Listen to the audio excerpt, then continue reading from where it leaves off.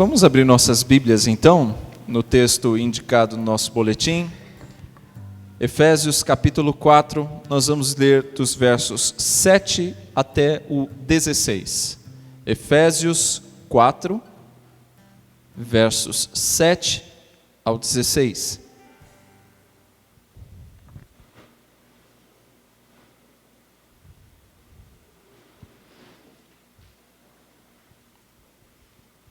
Acompanhe na sua Bíblia. E a cada um de nós foi concedida a graça, conforme a medida repartida por Cristo. Por isso é que foi dito, quando ele subiu em triunfo às alturas, levou cativos muitos prisioneiros e deu dons aos homens. Que significa ele subiu, senão que também havia descido às profundezas da terra? Aquele que desceu é o mesmo que subiu acima de todos os céus, a fim de encher todas as coisas. E ele designou alguns para apóstolos, outros para profetas, outros para evangelistas e outros para pastores e mestres, com o fim de preparar os santos para a obra do ministério, para que o corpo de Cristo seja edificado, até que todos alcancemos a unidade da fé e do conhecimento do Filho de Deus, e cheguemos à maturidade, atingindo a medida da plenitude de Cristo. O propósito é que não sejamos mais como crianças, levados de um lado para outro pelas ondas, nem jogados para cá e para lá por todo vento de doutrina e pela astúcia e esperteza de homens que induzem ao erro. Antes, seguindo a verdade em amor, cresçamos em tudo naquele que é a cabeça, Cristo. Dele todo o corpo ajustado e unido pelo auxílio de todas as juntas, cresce e edifica-se a si mesmo em amor, na medida em que cada parte realiza a sua função. Irmãos, nós viemos falando já a respeito de Efésios, e já tem um certo tempo que nós começamos os primeiros 6 versículos falando sobre esse mesmo assunto, unidade na igreja. Esse é o padrão de Deus para a sua igreja, unidade. E a melhor comparação que eu encontro é a comparação que o próprio apóstolo Paulo utilizou para introduzir o assunto. É a comparação que ele também utiliza em Romanos 12.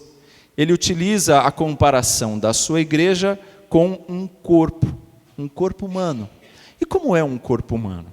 Um corpo humano são muitas partes, são diversos membros conectados, ligados uns aos outros, e essa ligação, essa conexão perfeita entre os membros faz com que o corpo funcione bem.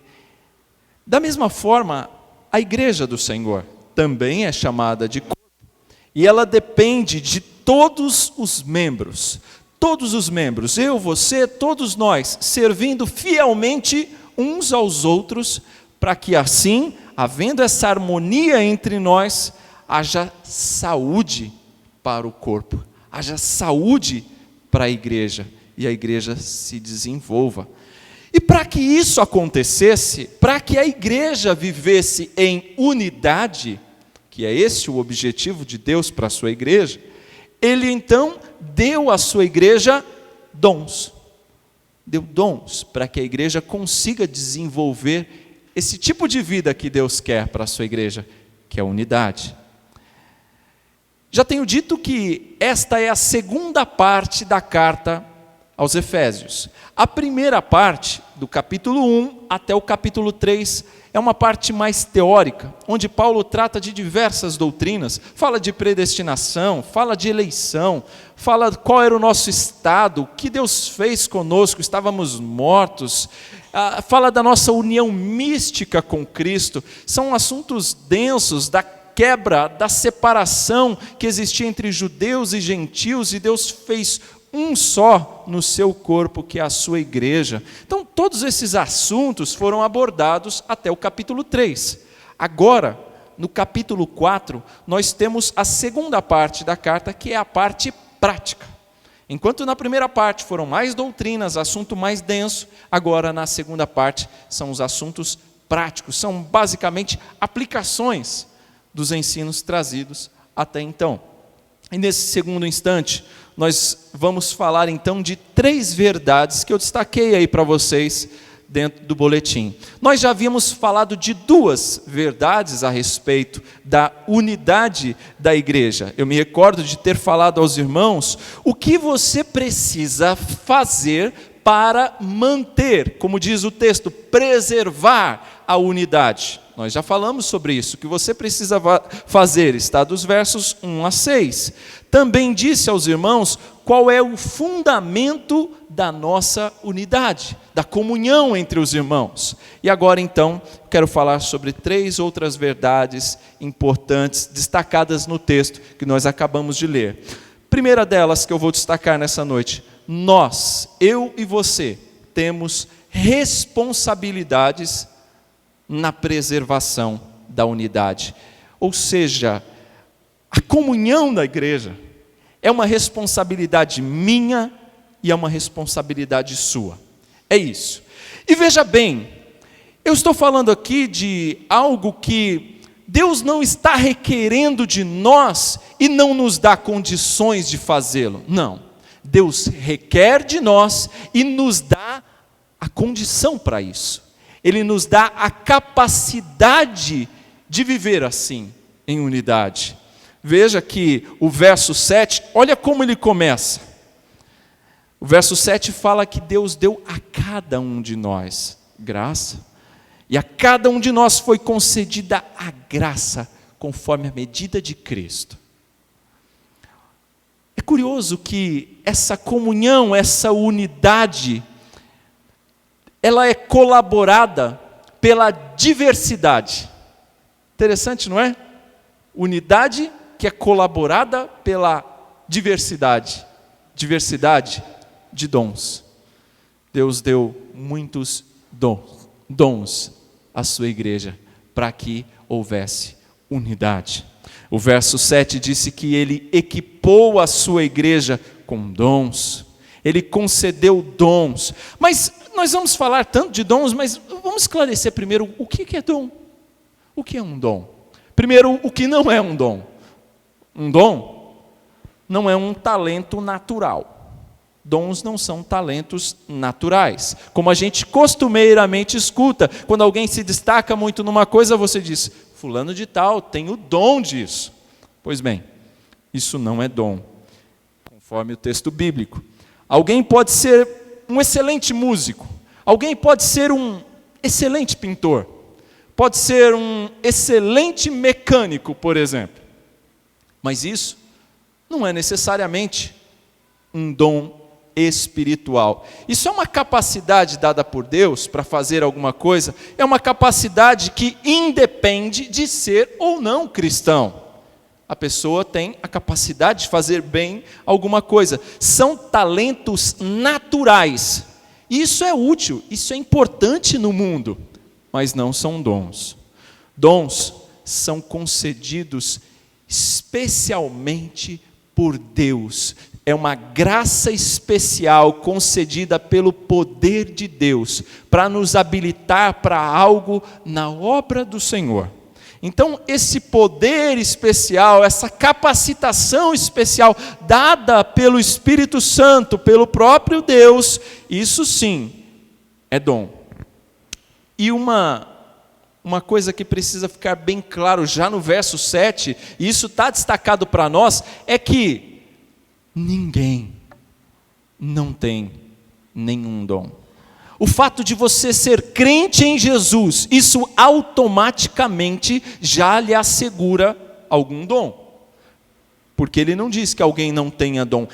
Cada um de nós, a cada um de nós foi concedido. Portanto, cada um de nós, irmãos, que estamos em Cristo, que cremos em Cristo, que fomos salvos por Cristo, nós temos algum dom. Ainda que seja um apenas, mas nós temos. E ninguém tem todos os dons. Alguns têm mais de um. Alguns têm dons que são mais vistos, mais perceptíveis, que julgamos mais importantes, mais usados. Mas não existe dom que seja inútil. Todo dom é útil dentro do corpo de Cristo. E todos nós temos pelo menos um dom. E por que eu digo isso com tanta ênfase? Por que eu faço questão de ressaltar isso, irmãos? Porque não existe na igreja um grupo especial que tem os dons. Aquele grupo ali, aquelas pessoas, são as pessoas que têm os dons, e portanto são as pessoas que têm que fazer os trabalhos na igreja. Não é assim. Não é um grupinho de pessoas.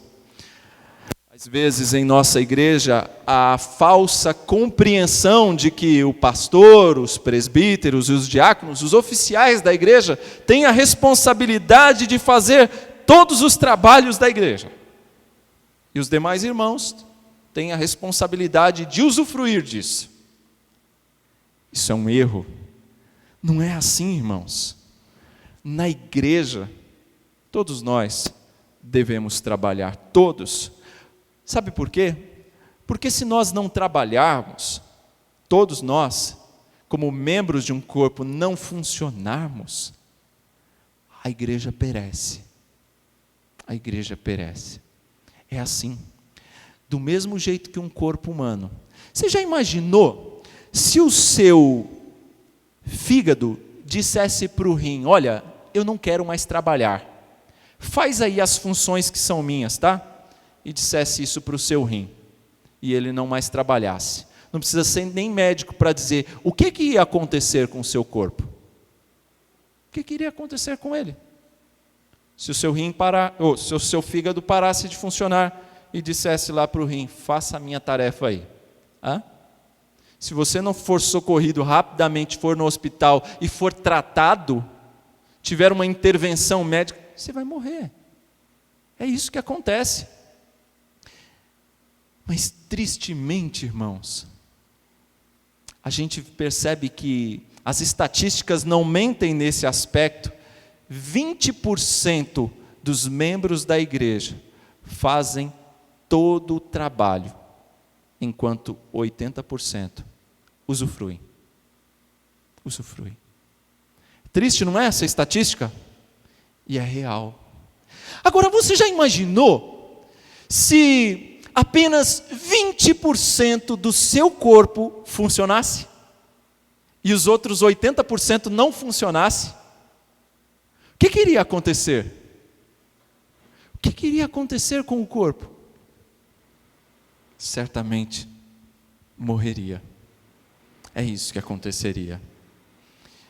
Enquanto a maioria das pessoas pensarem assim: eu não tenho tempo, eu não tenho qualificação, ou eu estou sobrecarregado demais, sabe como é? Eu não vou conseguir fazer mais isso. Eu não tenho que me envolver com isso, eu não vou me envolver. Enquanto a maioria das pessoas pensarem assim, nós teremos dificuldades de ser igreja e de se desenvolver.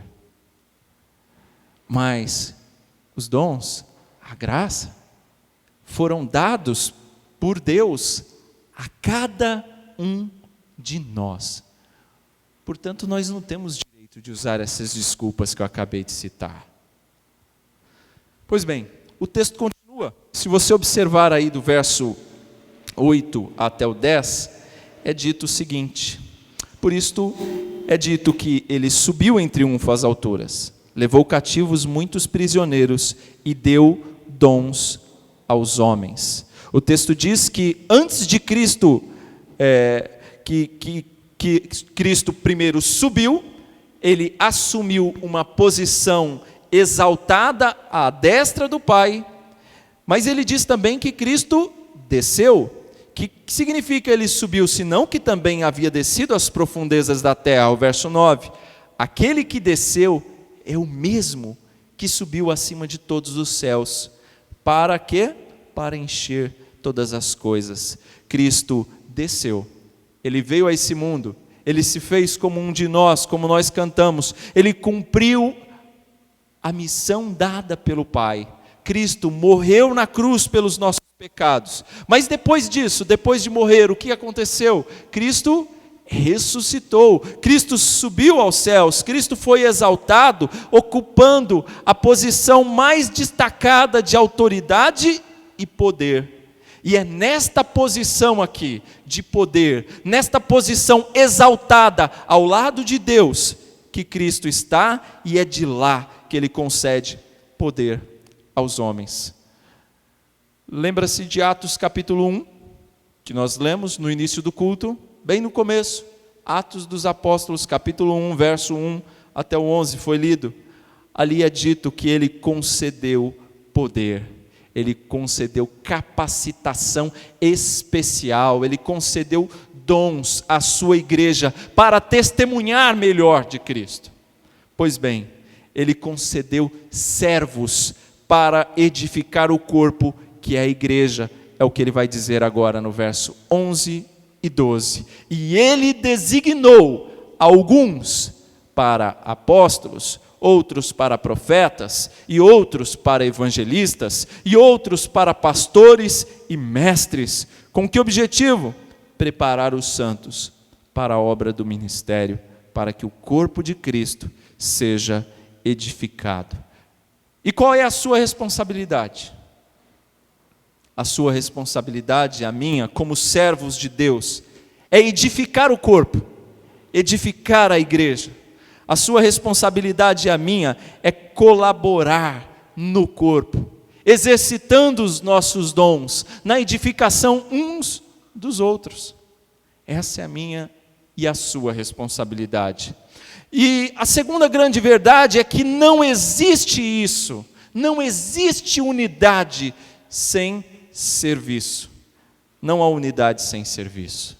O serviço cristão é o foco principal de Paulo aqui nesse texto. É o que Paulo tem em vista nestes versos que nós acabamos de ler. Não há serviço sem dons. Aliás, o serviço cristão, nada mais, nada menos, é do que? O exercício dos nossos dons espirituais. Isso é o serviço cristão. E ele é necessário. Nós precisamos dos dons, nós precisamos deste exercício do serviço cristão para o crescimento da igreja. E nesse texto, nós temos aqui cinco são citados, 5 dons apresentados, sendo todos eles ligados à liderança e ao ensino.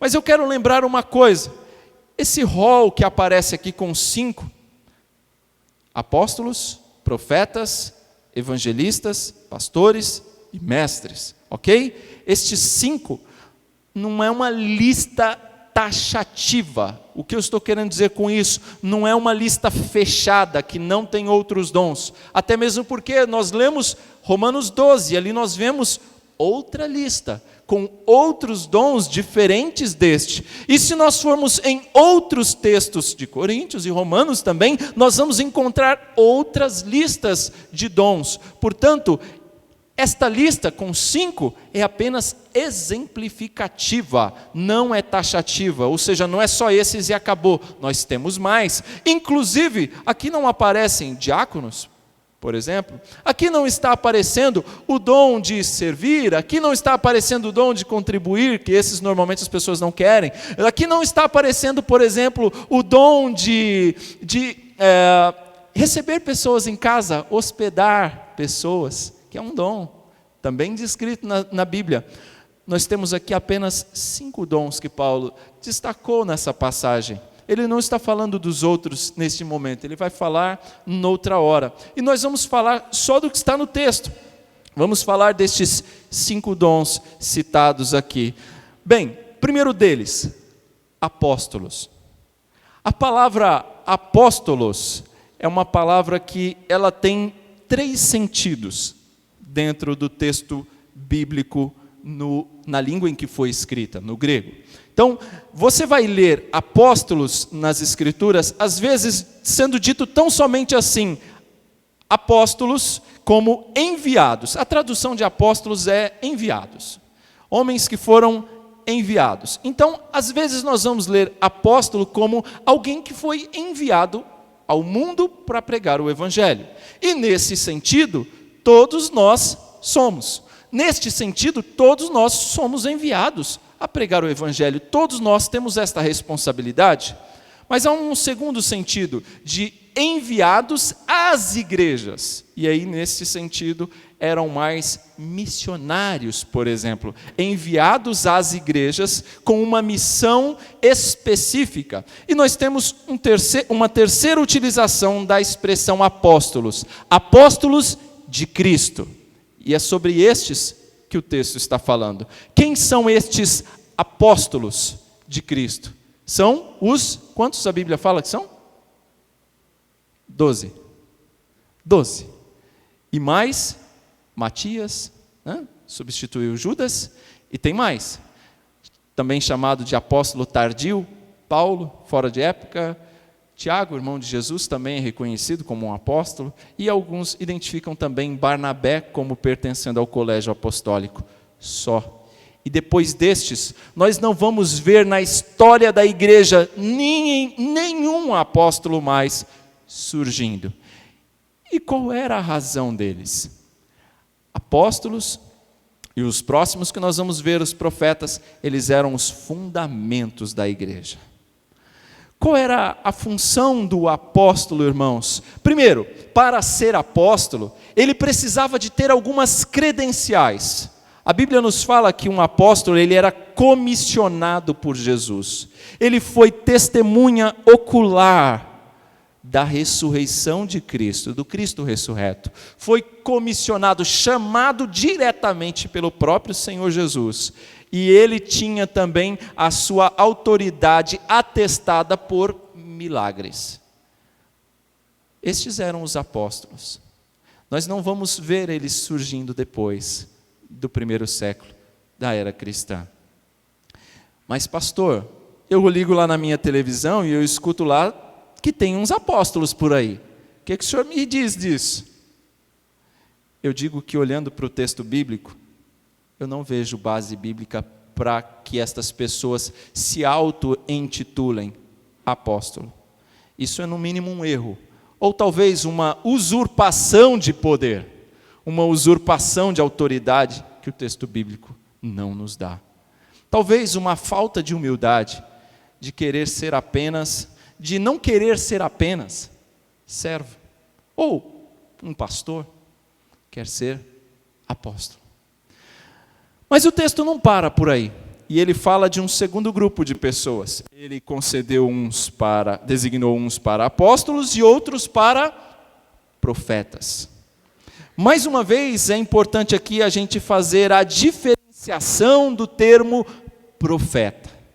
Profeta, neste sentido aqui utilizado no texto, era aquele homem que era nada mais, nada menos do que a boca de Deus ao povo. A sua função era receber a inspiração de Deus e trazer ao povo essa palavra de Deus. A sua função não era prever o futuro, como as pessoas costumam associar. Fulano é profeta, está adivinhando o que vai acontecer. Não.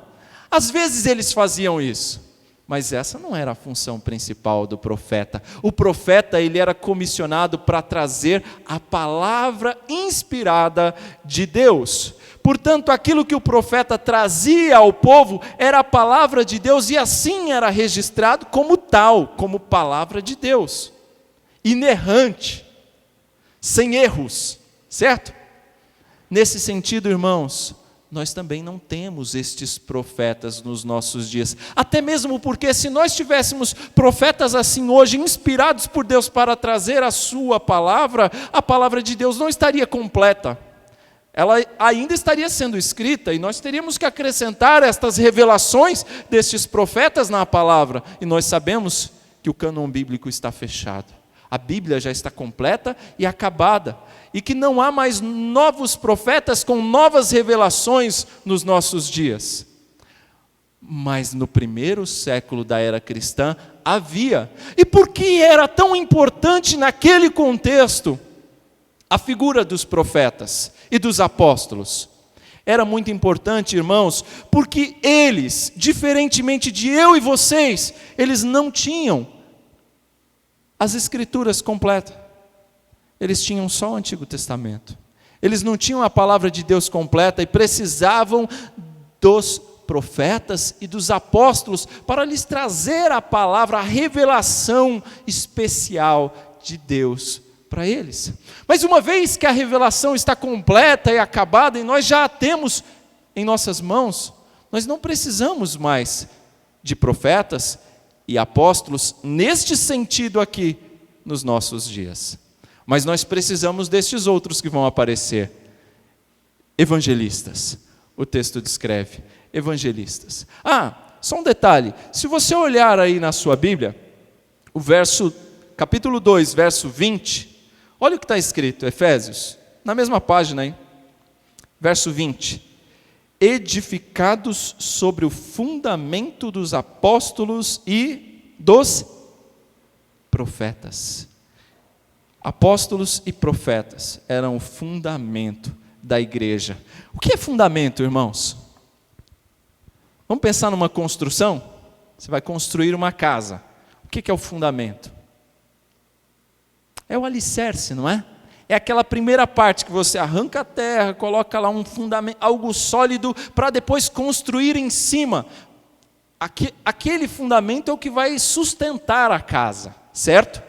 Pois bem, os apóstolos e os profetas eram chamados de fundamentos. Ou seja, é a partir deles que as paredes vão ser construídas. E uma vez que já foi estabelecido o fundamento, nós não precisamos de novos fundamentos.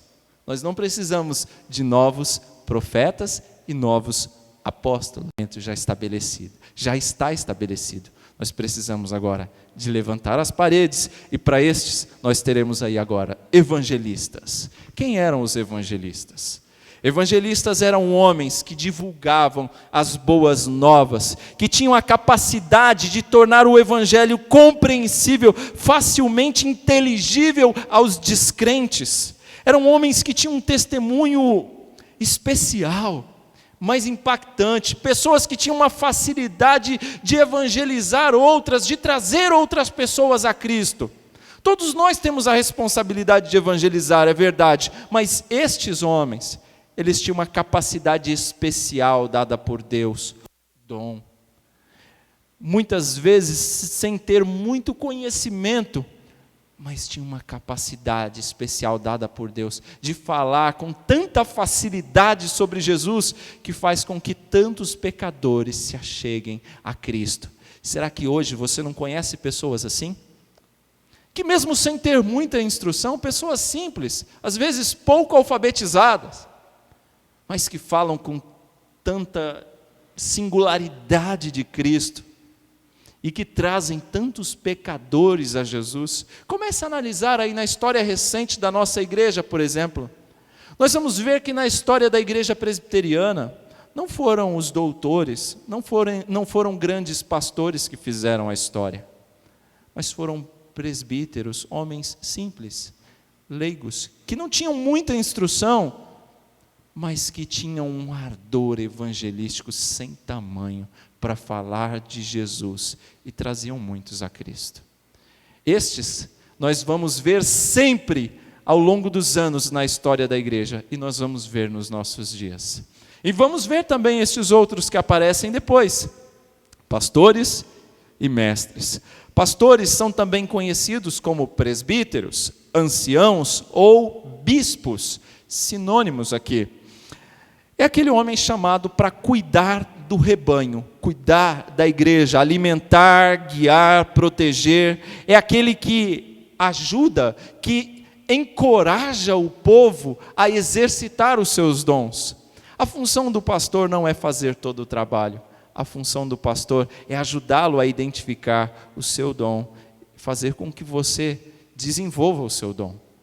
Mestres muito parecidos com o pastor, tinham uma função dedicada ao ensino. Aqui nós poderíamos dizer hoje que um mestre é um professor no seminário, por exemplo, um professor no instituto bíblico, que não necessariamente é um pastor de ovelhas, mas é alguém que tem uma facilidade muito grande no ensino e atua nessa área. Vejam, irmãos, pastores e mestres e evangelistas, estes três nós ainda vemos, e todas as igrejas precisam nos dias de hoje. E a história da igreja vai registrando que eles estão sempre aparecendo. E a cada igreja nova que surgia, pastores e mestres, evangelistas surgiam ali para o trabalho. Mas o texto não para por aí. Ele continua e ele fala quais eram os propósitos, os objetivos destes dons. Depois de falar dos pastores e mestres, ele cita então no verso 12, com o fim, com o objetivo de preparar os santos para a obra do ministério, para que o corpo de Cristo seja edificado, até que todos alcancemos a unidade da fé e do conhecimento do Filho de Deus e cheguemos à maturidade, atingindo a medida da plenitude de Cristo. Qual é o objetivo, então, destes dons? O objetivo de Deus ter dado tantos dons à sua igreja, o objetivo é aperfeiçoar os santos. O objetivo é aperfeiçoar os santos para o serviço. O objetivo também é edificar o corpo de Cristo. Ou seja, irmãos, os dons não foram dados para exibicionismo. Não foram dados para você se aparecer. Não. Não foram dados para eu me aparecer. Não.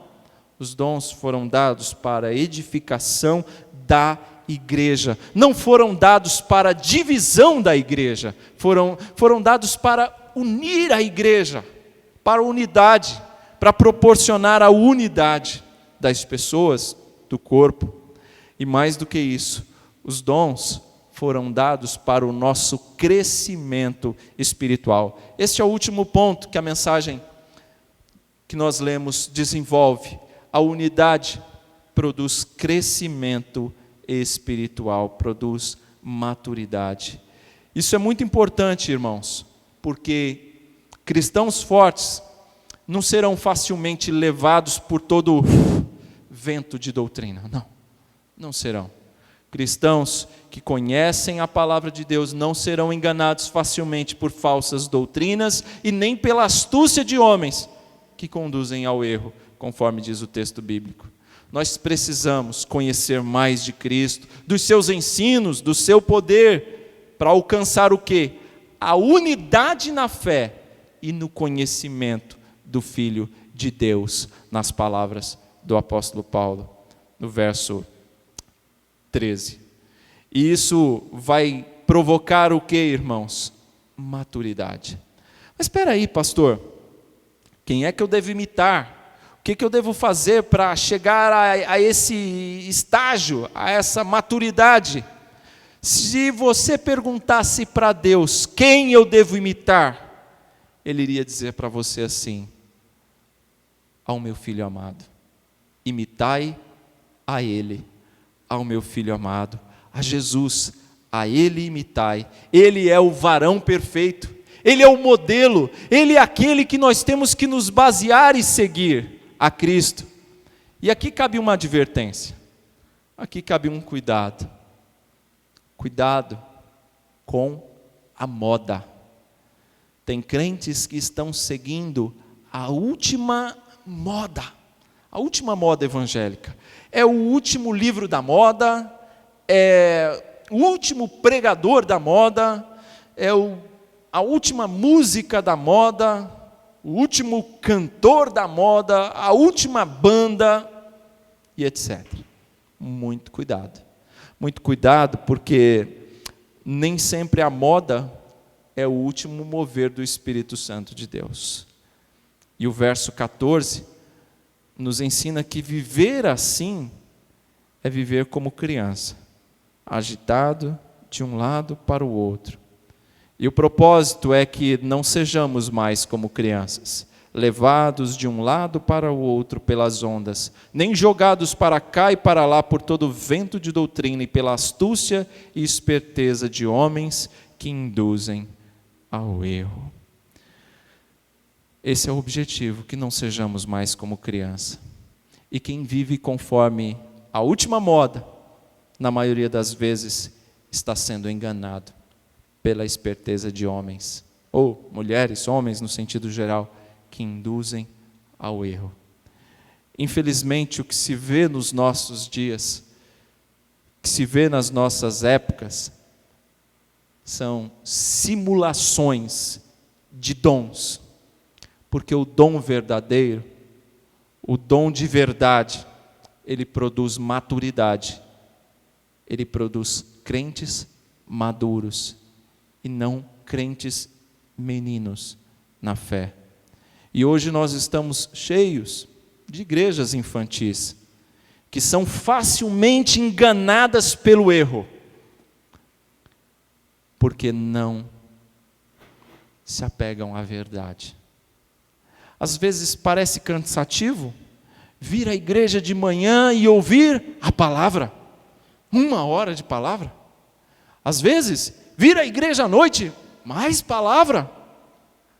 Pode parecer cansativo a exposição da palavra, mas é isso que o Espírito Santo deu à sua igreja, para alimentá-la, para fazer com que ela cresça, para que ela seja madura, e não mais como meninos, agitados de um lado para o outro.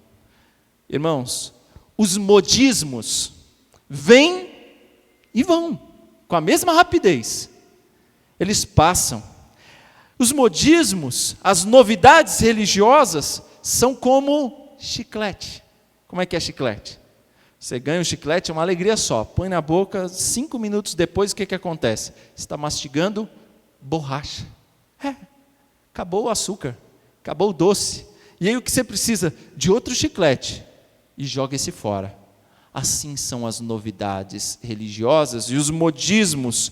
O açúcar acaba logo e você vai precisar de outra para substituir. Mas se a gente tiver a palavra como base, estas coisas não acontecerão. Olha o que ele diz no verso 15: antes, seguindo a verdade em amor, cresçamos em tudo naquele que é a cabeça, Cristo. Dele todo o corpo, ajustado e unido pelo auxílio de todas as juntas, cresce e edifica-se a si mesmo em amor, na medida em que cada parte realiza a sua função. Paulo retoma aqui no verso 15 e 16, a figura do corpo, para deixar claro o que, irmãos?